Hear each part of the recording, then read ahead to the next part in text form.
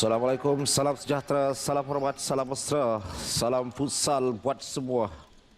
Kompleks Belia dan Sukan Shah Alam kali ini menjadi venue untuk sirkuit yang ketiga melibatkan kesemua pasukan yang beraksi dalam saingan MPFL 2026. Jadi yang membuka tirai pada perlawanan minggu ini adalah pasukan ATM dan juga Vipers.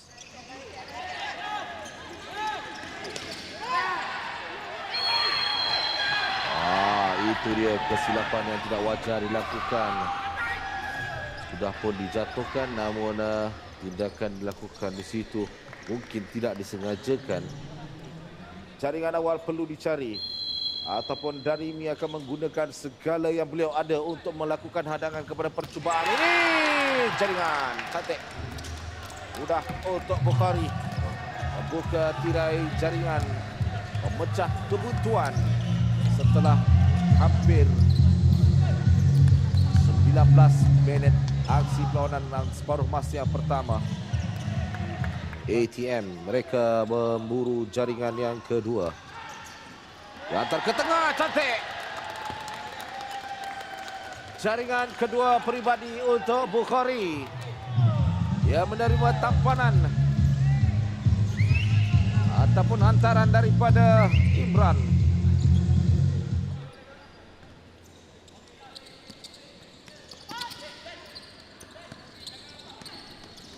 Ramadan gerak di situ.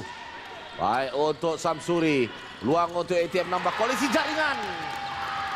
Gol yang ketiga hadir menerusi Haziq setelah Samsuri berjaya untuk merampas bola dari kawalan pemain Vipers.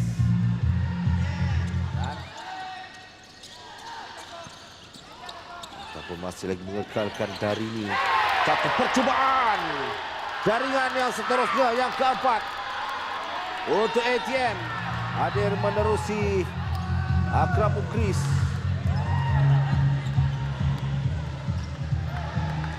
Dalam kita memperkatakan tentang golero pasukan ATM yang dibawa masuk, nampak larian yang dilakukan Imran. Sambil kita perhatikan satu fokus, cantik. Sepakan sudut yang disempurnakan oleh Haris. Dan jaringan hat-trick yang ketiga untuk Bukhari.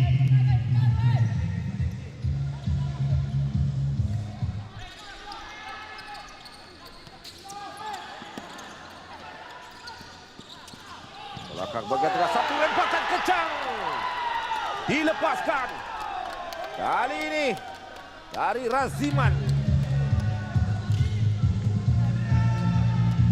Hadapannya terbentang luas. Bola itu sepertinya ada tracknya tersendiri. Sama ada tolakan itu diberikan terus kepada Ifzar. Tak. Jaya dipintas oleh barisan pertahanan ATM. Mereka mengatur gerak lagi ATM. Kali ini Mulhi Mukri.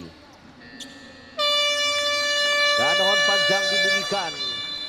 ATM berjaya membawa pulang 3 mata penuh setelah menewaskan Vipers dengan jumlah jaringan 6 gol berbalas kosong. Jadi tamat aksi untuk pasukan ATM dan juga Vipers.